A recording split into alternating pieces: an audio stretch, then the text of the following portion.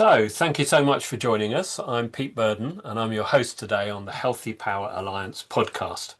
We're using this space to explore what it means to be powerful together, to look at how human power, particularly as it appears in organizations and communities, can benefit other humans and the planet we all depend upon. We're speaking with people who are in the middle of doing that, people who think they know how to do it, and people who are doing academic studies of what really works and what doesn't. We love theory, but we're mainly interested in practice, what people actually do. And with that all said, let's get into the depths with our current guest, who is Rob Warwick. Welcome, Rob. Hello, Pete.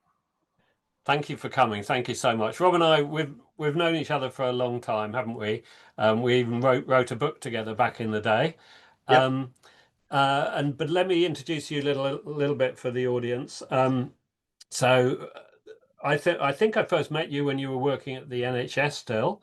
Yep. So you've had a kind of background working in organisational change and organisational development in the NHS.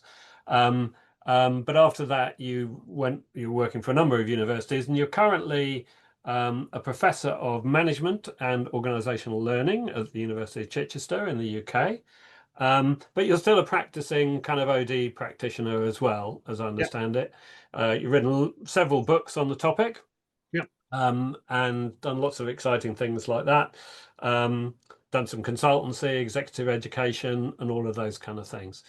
Is that a beginning? Could you flesh that out a little bit and say a little bit more about yourself?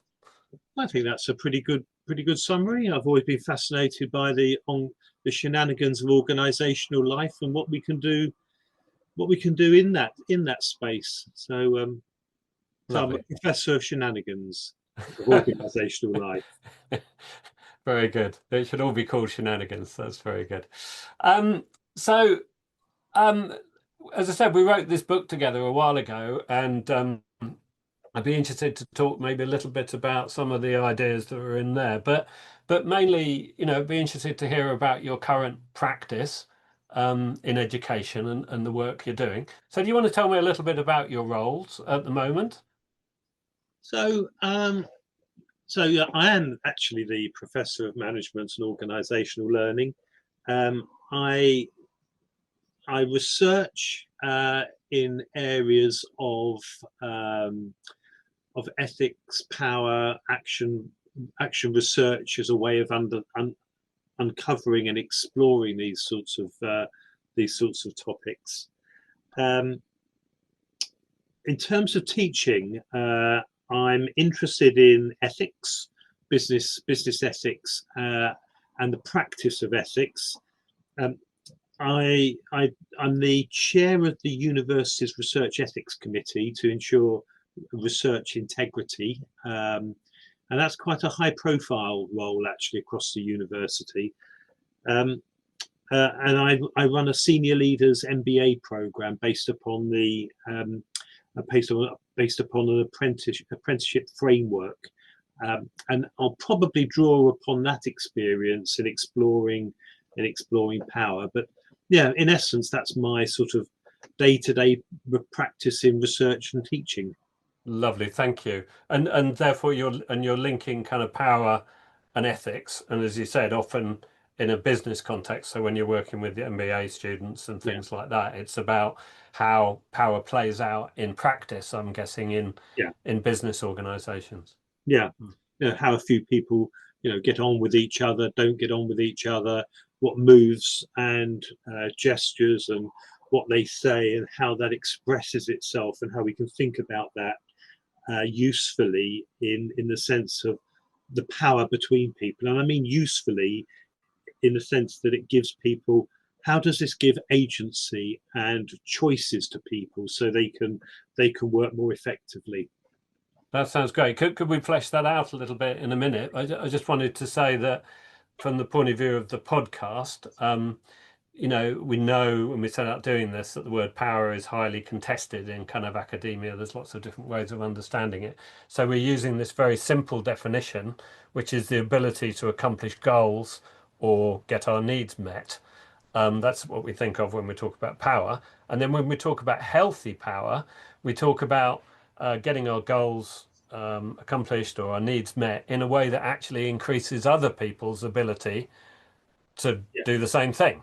Yeah. So is that a kind of definition that you kind of recognize, or do you have a very different definition? Or I think that's really. I think I like that definition because it's useful.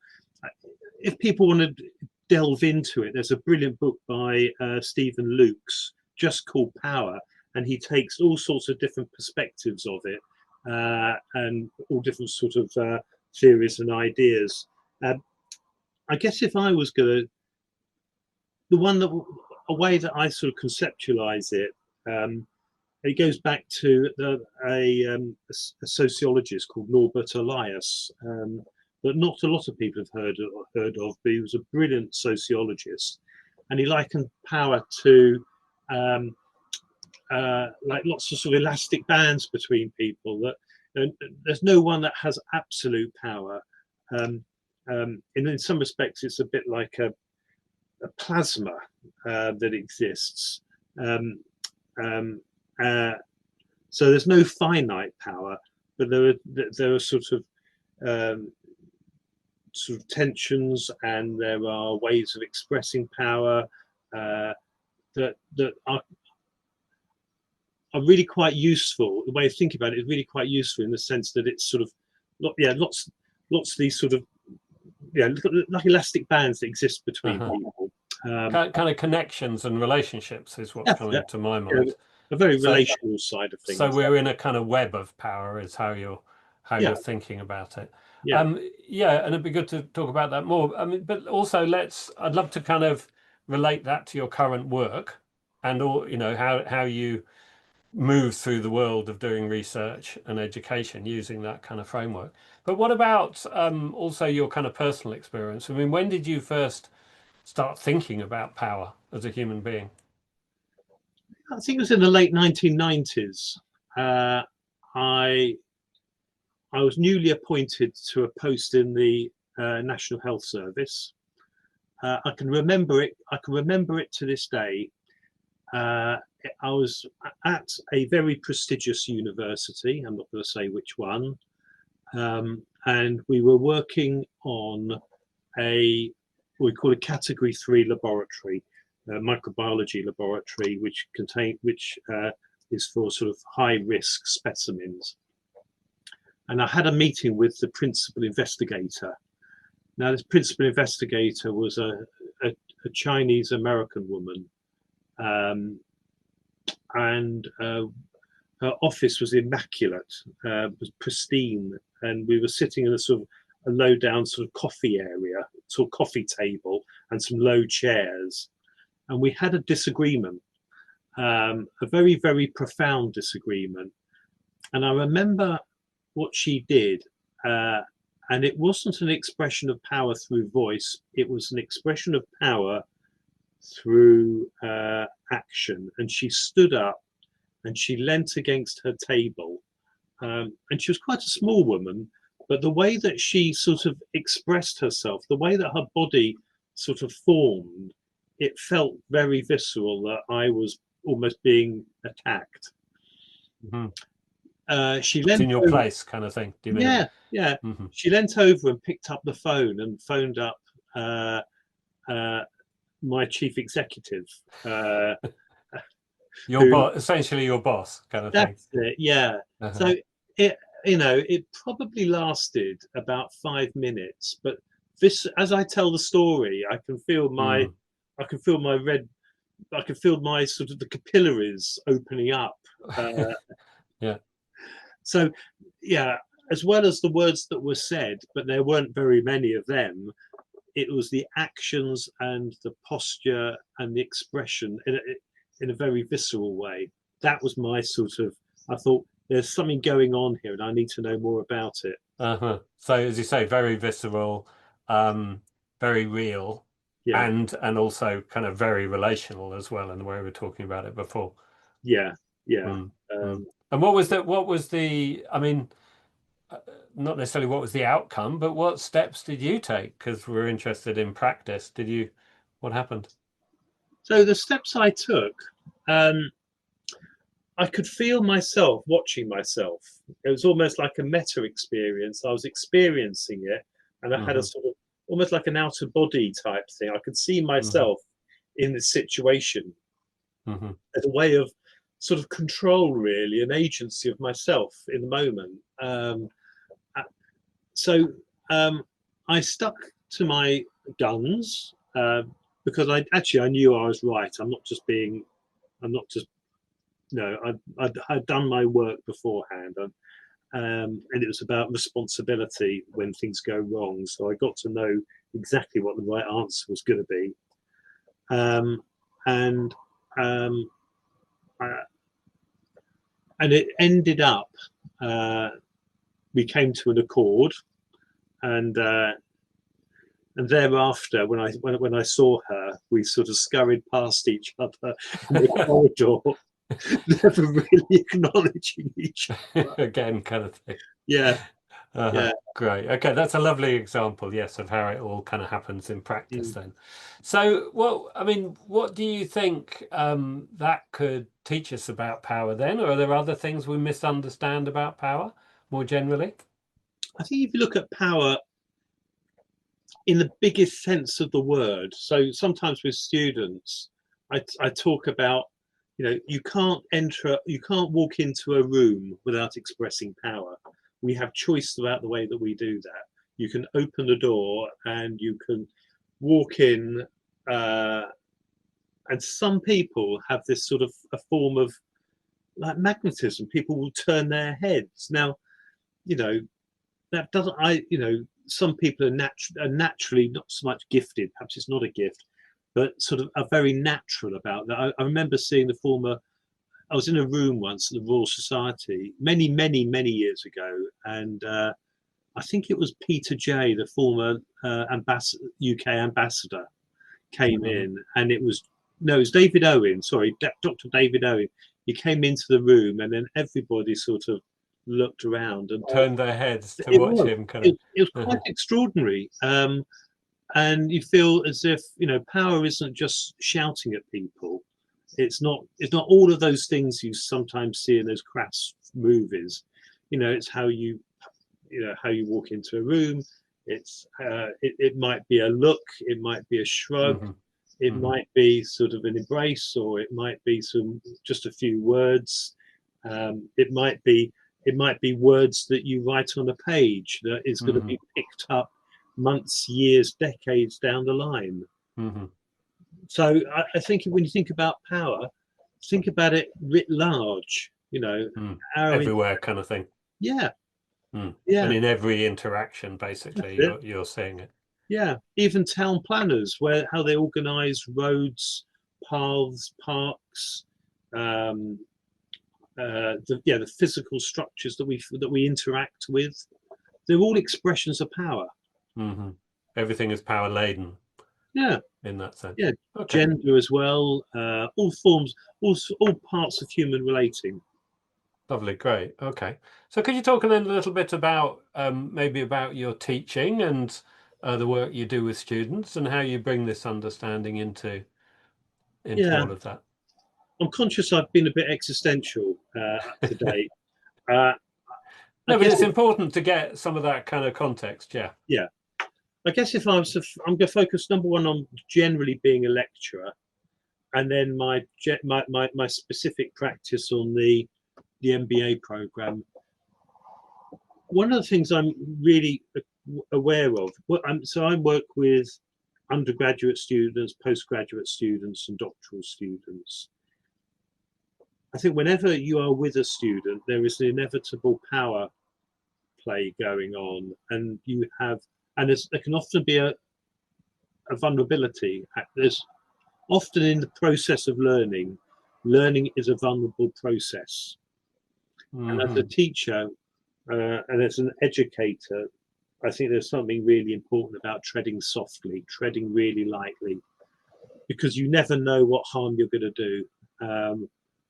It might be a shrug or a dismissive comment or whatever, and sometimes those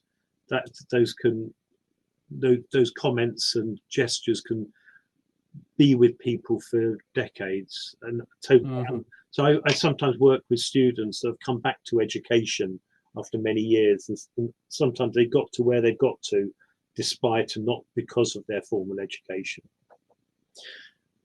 On the good side, you know, sometimes a student will come back to you years later and say, that was really, really powerful. And that what you did was made a huge impact on me.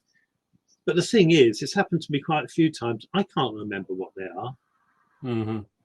That something's happened. And the other thing, just to thing, is that when you're with a group of students, there is sometimes an inkling that something is wrong with the student.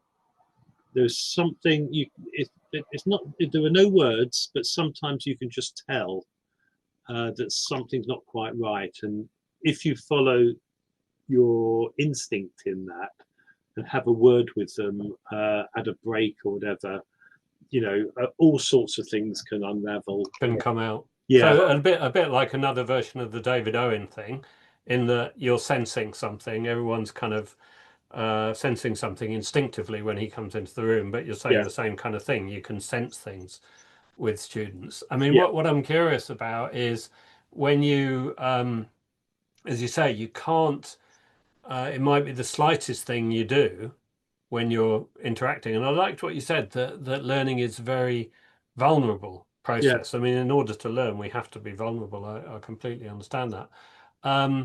But then, so how do you act? How do you guide yourself under those conditions then? As you say, you can't know how it's going to work out, but how do you make that choice?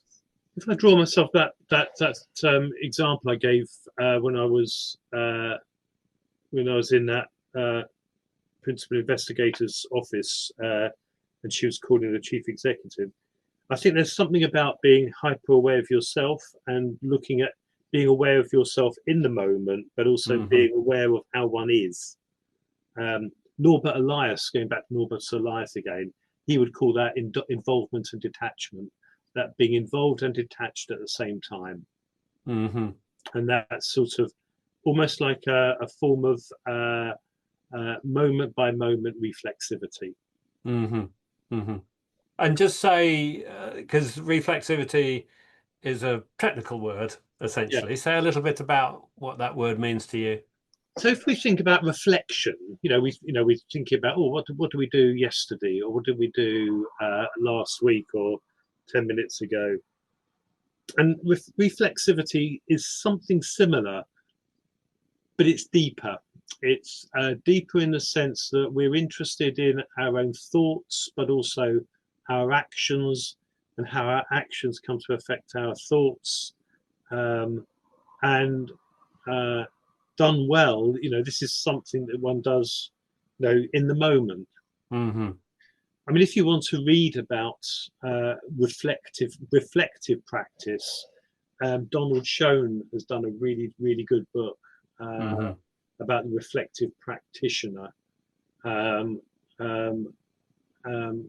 Okay. Well, maybe give me some book notes afterwards, and I'll put them in the notes for the show and stuff like that. That would be great. But again, so what you're saying is that in this kind of circumstance, even though you can't know the future and you don't know what is going to happen with this student, you're just trying to have this detached involvement. You're trying to kind of step back and just be really conscious, stay very conscious in that moment, and kind of in a way where you can see what's going on. And then at some level, you're trying to make a positive choice. That's the thing you're trying to do. So how does that? Yeah, go on. No, go on. I was going to say, it happened a few months ago. A female student came in, and she'd been a student that had always struggled, and I could tell, like, there was something about her that I could tell something was not right. And after the session, I was speaking to her, and floods of tears. When you burst into tears, and it's just not. It's almost uncontrollable. Anyway, we went to student support and found out various things and ways of supporting her. But that was quite an extreme case. But it's not at all unusual to have something that. And yeah, and it could be very easy to dismiss or ignore. Mm, And I think mm. that's the work of teaching and working with students. But How, sorry, mm. I was just going to ask, and how does it link to the word ethics that you used earlier? I think I think it's a form of a relational practice, because there are two things. I think there are two things going on, particularly with power and relational practice as an educator. Number one is the care for the student, uh, but also another one about unsettlement, about what I tend to call creative unsettlement. So the educational process has got to be unsettling. It's got to be sort of making oneself see the world in a new way, and that Hmm. is difficult. It can be unsettling, and it can be, uh, you're walking on a path that's new to you, uh, and that can throw up things for you that can be quite difficult. So as an educator, that process of that sort of safety and being aware of that student from a welfare point of view and an ethics point of view, but also the ethics of education about Mm. pushing people into, that creative area of creative unsettlement. So you're navigating that kind of boundary, is what you're saying, Yeah, and yeah, that's a kind of an ethical and a pragmatic kind of choice. It's different in every situation, presumably, yeah, but you're just trying to navigate those two things, as you said, because a university, for example, is operating in the public good, isn't it? There's believed to be a public good of yeah, education, so at the high level, but you also has a duty. A university has a duty of care to the students and to the employees and so forth. So it's trying to yeah. balance all those things. Okay, that's really interesting. What do you when you think about power then, what do you think people are misunderstanding about power in general? I mean, when you're meeting your MBA students for the first time and they tell you about their businesses or whatever that they're working in. And I think one of the things that people think about power is, number one, it's a very masculine word, isn't it? Hmm. Uh, and and what that means is that people tend to think about it uh, as very male dominated, and the behaviors of Generals or something like that. yeah, uh, yeah, some sort of militaristic or shouting or that type of thing. But Hmm. uh, power is often exercised in the most uh, effective ways, often by what's not done, the shrug of the shoulders, the sort of the look. Uh, so the ubiquitous nature of power is not understood. Um, People often think of power as often shouting, and they often think about power as being rather negative. Uh, and I'm saying, well, it's not negative. What you do with it can be positive or negative, which is why Hmm. I think it needs to be so tightly correlated with ethics. Mm. Mm. Um, so the other misconception about power is that there's some finite source of it to be Hmm. hewn from a mine that and to be drawn up in carts and distributed to only the favoured few. And Uh, that if you could only find it, then everything would be all right, kind of thing. yeah, and it saddens me when people say, "Oh, yes, we're not going to have any power in this room." I just think that's a bit naive, really. Even the person saying, "Right, we're not going to have any power," is exercising an awful lot of power. Mm. In doing that, yeah. Mm, I'm also thinking you're right though about the negativity. I'm thinking about Machiavelli and those kind of ideas. There's a common understanding that it's yeah, quite a negative, or it's used quite negatively. yeah, We talk about and, the abuse of power, don't we? yeah. And you could argue that Machiavelli's crime was to tell the truth. Hmm. You Mm. know, um, yeah, And here we're talking about healthy power. yeah, So I mean, again, I suppose I want to ask more about the practice then. So what you've talked a little bit about this kind of conscious awareness, detached involvement as a way of kind of exercising healthy power. Are there other things that you think people can be putting into their practice that would make the way they use power more healthy? I've I've got a thing about rooms, uh, about the layout of rooms, Hmm. um, because that can affect how people relate to each other. I think in group analysis they called it dynamic administration, don't they? So how you set out an environment for Hmm. people is really, really important. I always Hmm. think that, you know, if you're interested in the work life and the experience of, say, a hospital porter, and you might be really interested in that in the work of a hospital porter for all sorts of reasons to do with workflow design and whatever. To bring a hospital porter into an office with a badge on saying researcher over a Hmm. table, you're taking them out of their comfortable working environment. That's an exercise of power. So what else could you do? You could walk with them along the hospital corridors.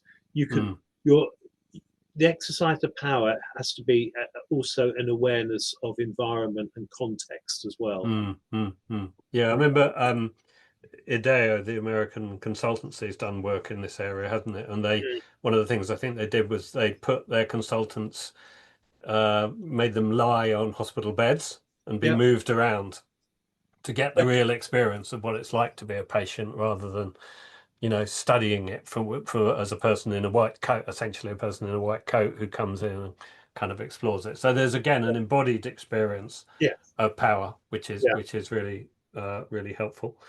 Anything else? And I know you've done quite a lot of work around action learning and action research. It'd be interesting to understand a little bit about that and how this plays into it for you. Yeah, so in the MBA that I run, we we use a lot of action learning, um, and I'm a Maybe you should just explain what we yeah. mean by action learning and action research.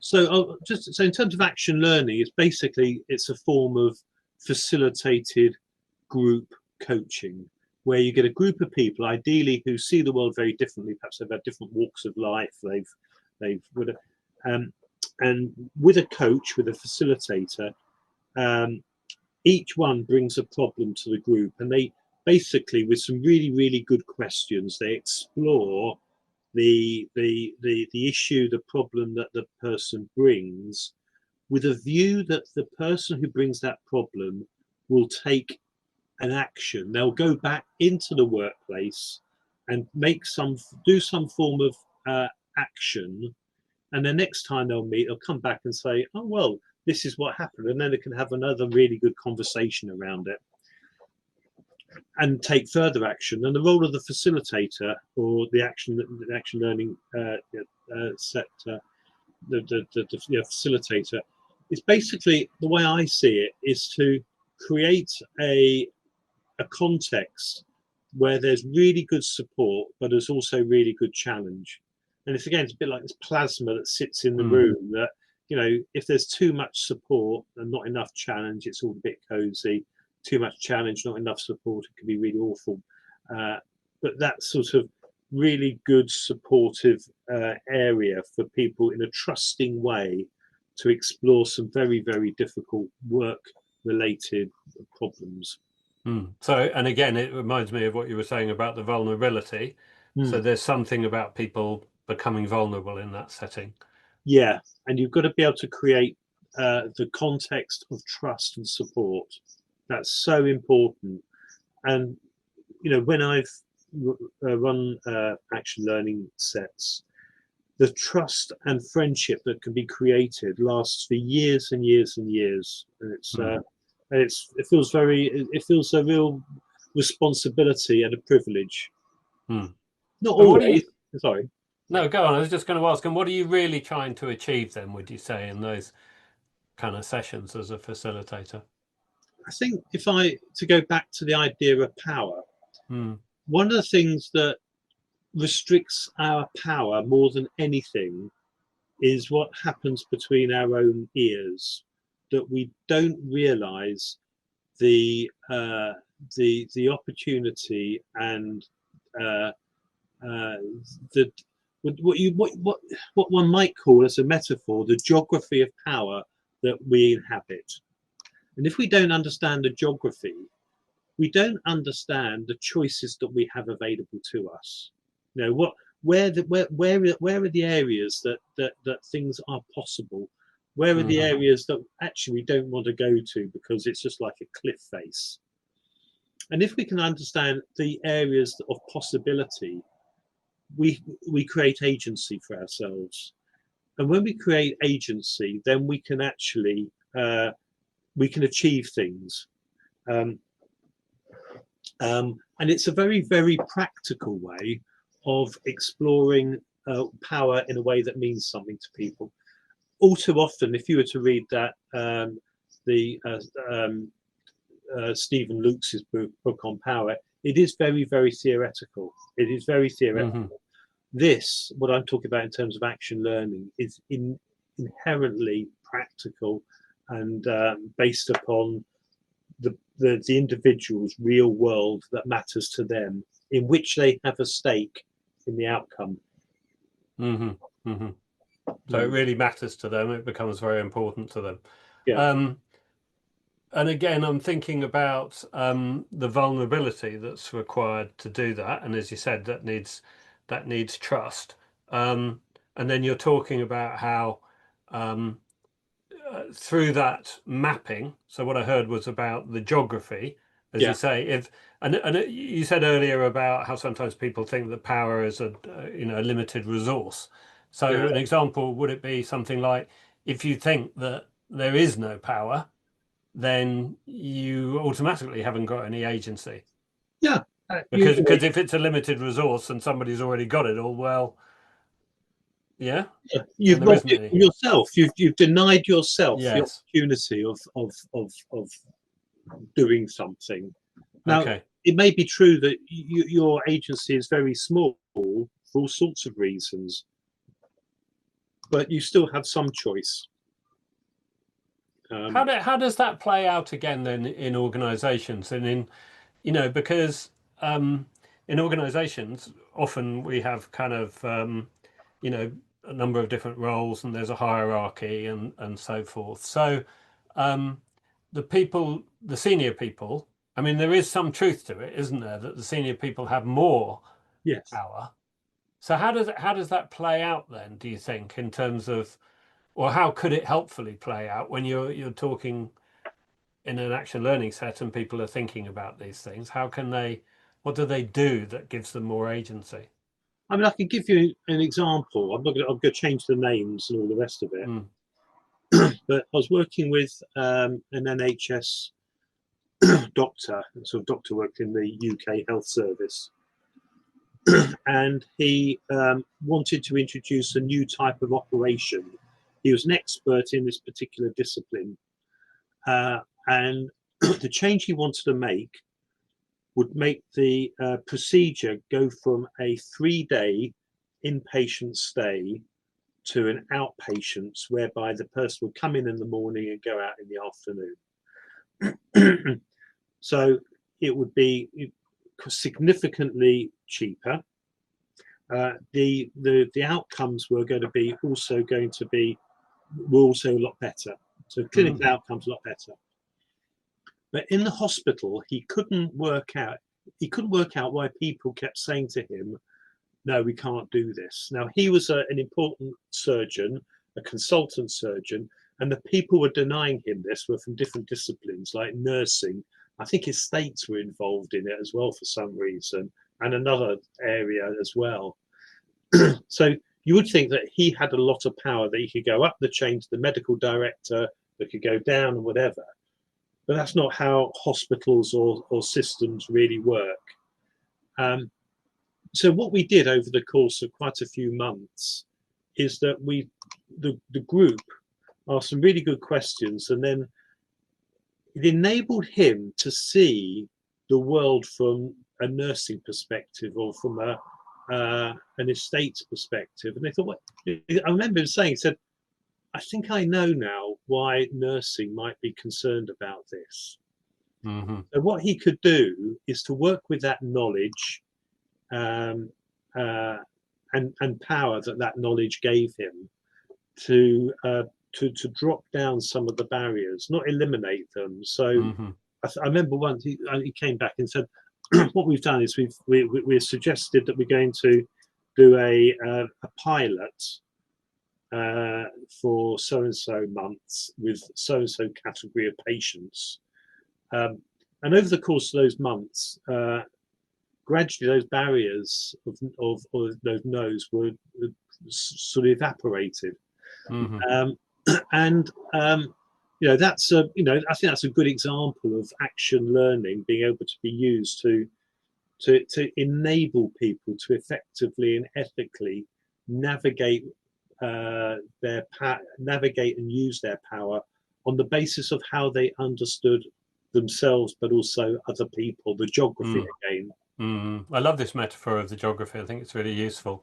I'm just also curious with that example. I mean, as you said, people outside would say, well, he obviously had power as a consultant surgeon. Why wouldn't he have had power in that case to because he didn't understand the geography at the level of like Yeah, why this boulder is in place kind of yeah, thing. You couldn't yeah. see the boulder or something like that, do you mean? And also, there's a lack of curiosity as to why Uh-huh. as to why these why these people kept saying what they were saying. Okay. Um, So he had a fixed view in his head of the geography, yeah, which didn't necessarily map onto the geography of the place. yeah, That's the kind of thing. And you're saying the action learning process allowed him to yeah. open up and start to understand the geography differently. Okay, And of that's course, really often helpful. with power, the ethical exercising of power is about mutual respect as well. It's about Mm, recognizing other people in the process, understanding their concerns and where they're coming from.